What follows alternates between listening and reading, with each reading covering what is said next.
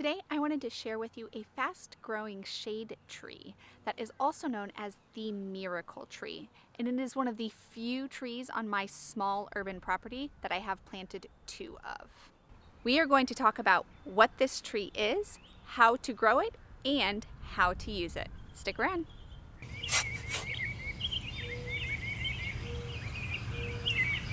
This miracle tree goes by many names: horseradish tree, tree of life, but most people know it as Moringa.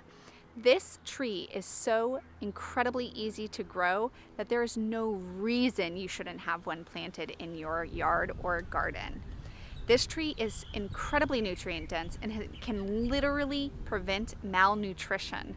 Moringa is an incredibly common vitamin or herbal supplement for many across the world, and you've probably had it in a tea blend without even realizing it.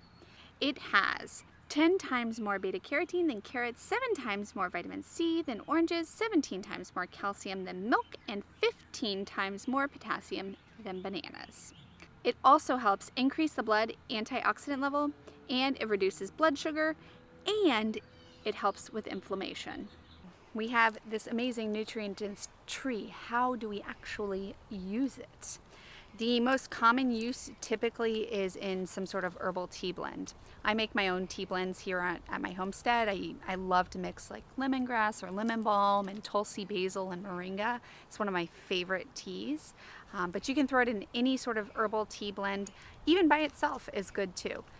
But this is also known as the horseradish tree. And so it does kind of have like a pungent, not in a bad way, but just like a very punchy type of flavor.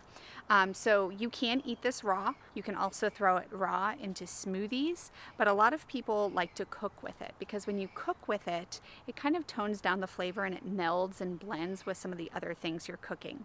So I try to throw it in as much as possible.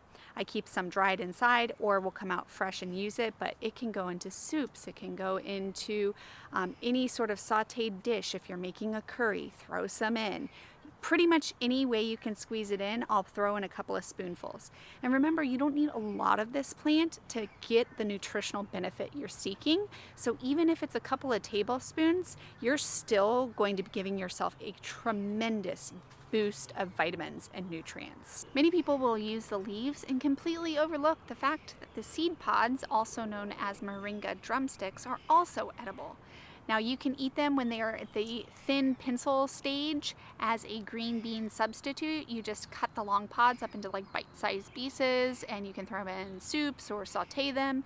However you would use a green bean. Curries, they do great in that.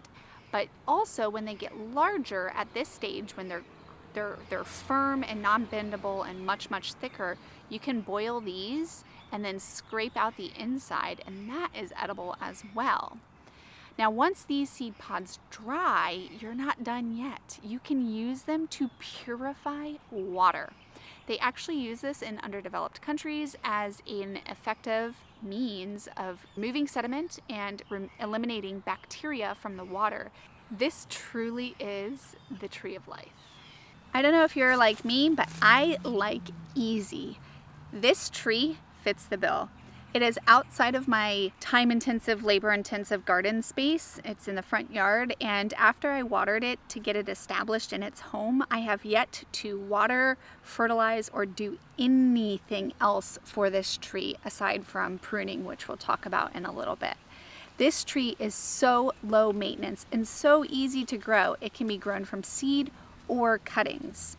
I once had a grower friend that took down his moringa tree and used the large log base of the tree to line his pathways through the garden. This tree is so resilient that it rooted and started growing more trees months later. This tree cannot be easier to grow. Now, generalized conditions, although it will pretty much take anything you throw at it, it does prefer sun, but it can definitely take some shade. And it would like a little bit nicer soil, but it can grow easily in our sandy soil as long as you water it to get established. I have mine planted in sheet mulch, and that has been more than enough to give it what it needs. The nice deep taproot that it forms does come easier from seed. So although you can start it from cuttings, I highly recommend, if able, to start it from seed.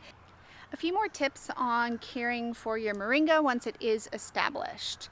Now, these trees, the only caveat with them is they can get absolutely huge.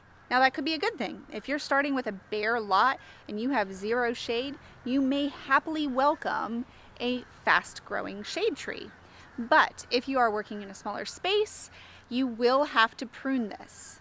Now, the nice thing about that is you don't have to put a lot of thought into pruning a moringa. This is not sitting there and analyzing the direction of the branches or potentially lopping off this one branch that shouldn't have been cut and then you don't have fruit. I literally prune this plant by taking a saw and cutting it down once a year. Literally cutting it down to the ground. Yes, that's simple. It doesn't have to be much. You literally can shape it however you want just by trimming it around the edges, or you can literally cut it down to the ground. That is actually why I planted 2 on my property. Every other year I cut it completely down so that I always have one producing for me while the other one is recuperating. Now, this tree was cut down in spring and you can see that it is lush, healthy, producing tons and tons of leaves, so it will not kill the plant. I also get another really commonly asked question about why the leaves are turning yellow. Now, it could be that they're just older leaves. It does go slightly dormant. It never goes completely bare over the winter months by any means, but it's not quite as lush green. And so a lot of times I'll get that question, why are my leaves turning yellow on my moringa tree? Because it is simply a little cold.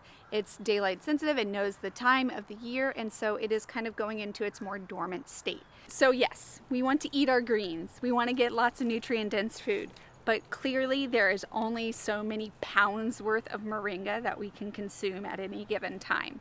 So what the heck else do you do with the rest of it? Luckily, there is a great use, and it is considered to be a wonderful chop and drop plant. Now, chop and drop is a permaculture principle or technique where you take fast-growing, nutrient-dense trees and use them to fertilize and nourish the other plants in your garden.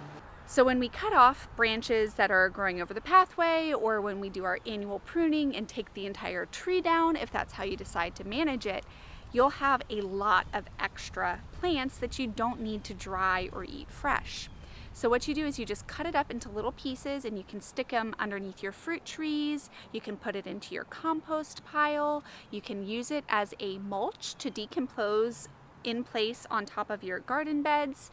And what happens is when this is decomposing, all of the amazing nutrients that we know this plant holds becomes available to the plants that are growing in that soil. And so we're basically revitalizing or re-nourishing the soil with all the nutrients that it should have.